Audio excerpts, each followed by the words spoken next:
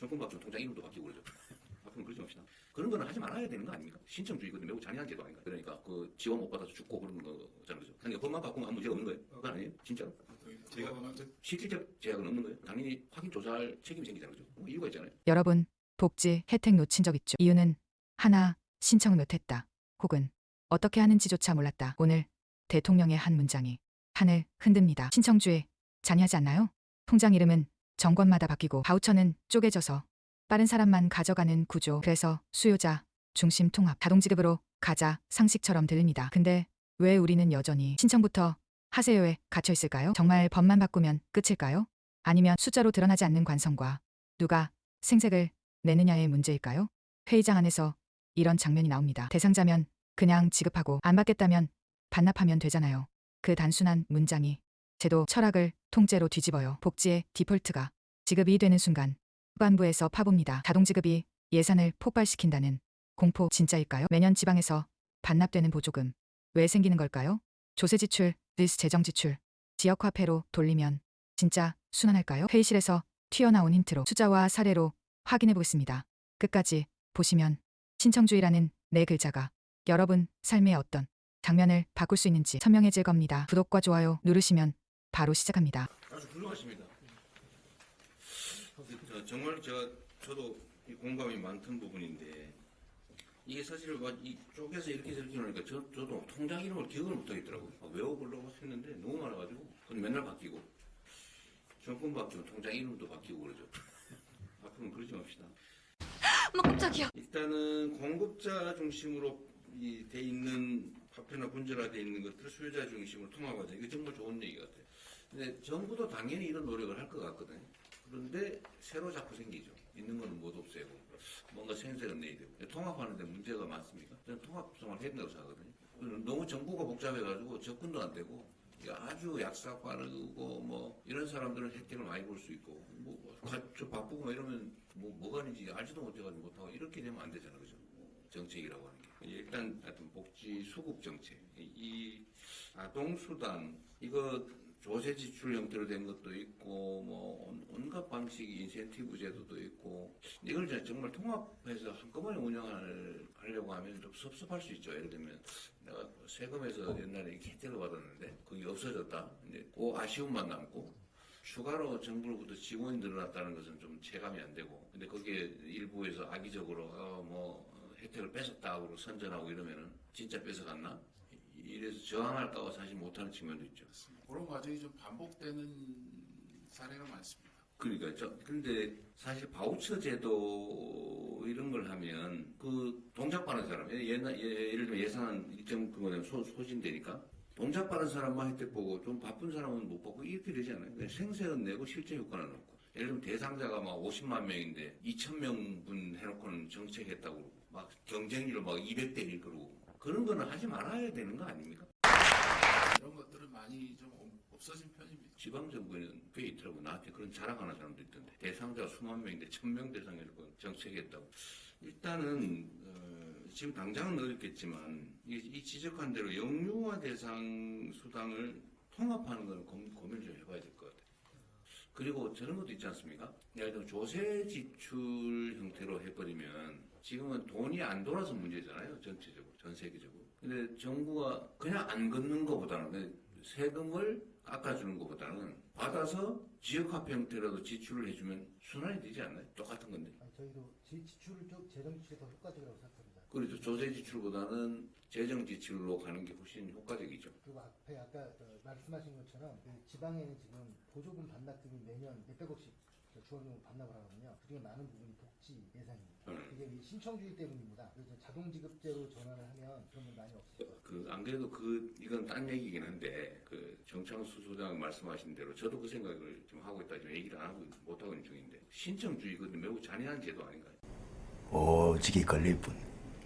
그냥 대상자가 되면 당연히 지급하고 최선을 다해서 못 받는 건 할 수 없지만 신청 안 했다고 안 주고 이러니까 그 지원 못 받아서 죽고 그러는 거잖아요. 그죠? 근데 예산실장님 그건 어떠세요? 그 정부 입장에서 그 제일 정부 입장이 좀 가까울 것 같아서. 복지부도 와 있습니다. 복지부 복지부에 제일 맞죠 그게. 예, 그 신청주의 이건 약간 벗어난 얘기긴 한데 신청주의로 하지 말고 자동 지급하는 제도로 바꾸면 정부 지출이 늘어날까 봐 그런 건가요? 아니면 지출의 문제는 아닐 거고요. 사실상 수혜를 거부하는데 왜 강제로 주냐 그럴까 봐 그런 거예요? 그러니까 법상 절차입니다. 아니 그러니까 법만 바꾸면 아무 문제가 없는 거예요? 그거는 이제 본인이 복지 수혜에 원하는지 아는지는 확인하는 절차는 좀 필요할 것 같은데 그게 사실상 아까 말씀 주신 자동 신청에 걸림돌로 걸리는 경우가 있어서 나는 안 받을래는데 왜 주려고 그러냐? 뭐 그럴까 봐 그런 거예요? 그건 아닐 것 같은데. 그거 반납하면 되지 뭐 싫으면. 그렇기 때문에 이제 그런 제도적인 이제 법률적인 요건에도 불구하고 위기에 아니 이제 그 얘기하는 거 아니에요. 그게 아니고 각종 복지 정책이든 어쨌든 뭐 정부가 국민들을 위해서 뭔가 지출을 할 때 대상자가 정해지잖아요. 신청하면 줄 대상자가 정해지는데 그걸 왜 굳이 신청 제도를 운영하냐고 말이에요. 어차피 우리 요즘은 정보화 사회라서 다 알고 있잖아요. 그럼 쫙 지급해주고 굳이 안 받겠다는 사람은 반납하고 그러면 되는데 왜 신청을 굳이 하게 해가지고 행정력을 낭비하냐고 말이죠. 저는 그 생각이 들더라고요. 이게 이제 하긴 하는데 신청을 안 하는 사람만큼 재정이 절감이 되니까 그걸 노린 게 아닌가. 그건 아니에요? 진짜로?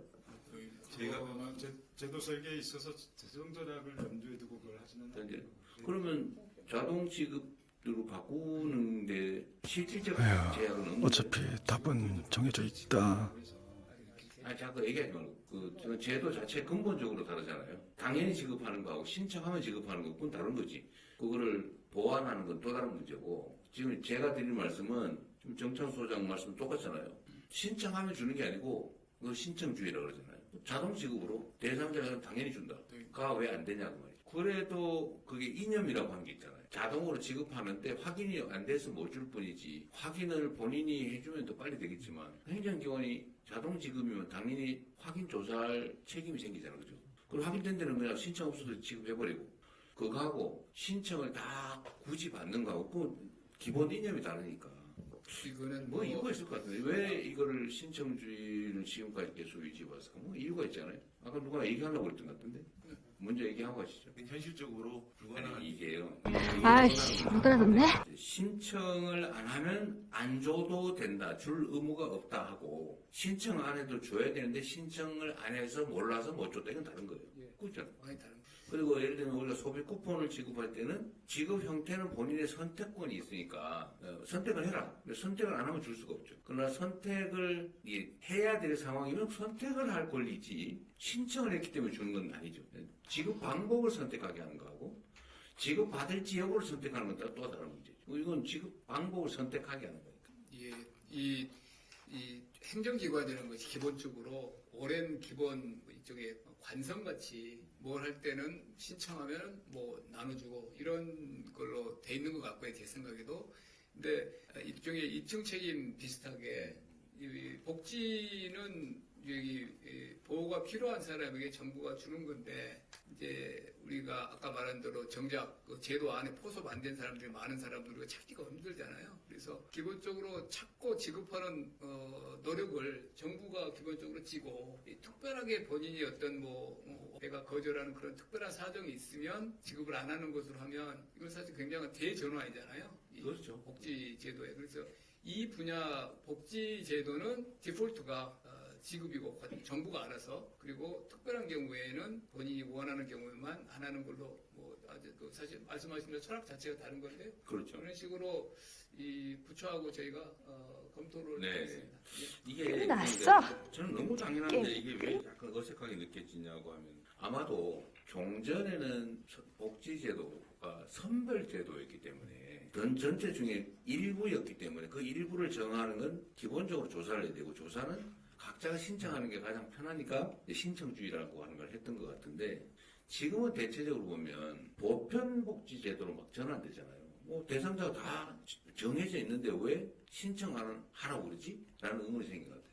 그러니까 지금 우리 실장님 말씀처럼 신청주의를 유지할 부분도 있는데 지금 기본적으로 신청이고 신청 안 하면 대상자임에도 불구하고 안 주고 신청을 권고해야 되고 이 상태인데 만약에 이거를 신청주의가 아니라 자동지급제로 한다면 이 사람이 대상자인데 모른다 그럼 할 수 없는데 알면 신청을 안 해도 지원을 하는 거하고 신청해라 라고 하는 건 또 다른 거죠. 또 한 가지는 이제 신청을 하기 위한 행정 비용이 상당히 있잖아요. 그거를 그러면요 그런 의문이 있으니까 원칙을 어떤 걸 하냐면 매우 예. 중요할 것 같고. 예, 예. 그럼 그렇죠. 입법으로 처리하면 되니까. 그렇게 하겠습니다. 그 얘기하고요. 이제 아동들에 대한 지금 저출생 문제로 아동들에 대한 현금 급여를 다양한 방식으로 하고 있는 걸 통합하는 문제는 한번 고민을 해보면 좋겠어요. 이번에는 안 되고 내년 예산이니까요.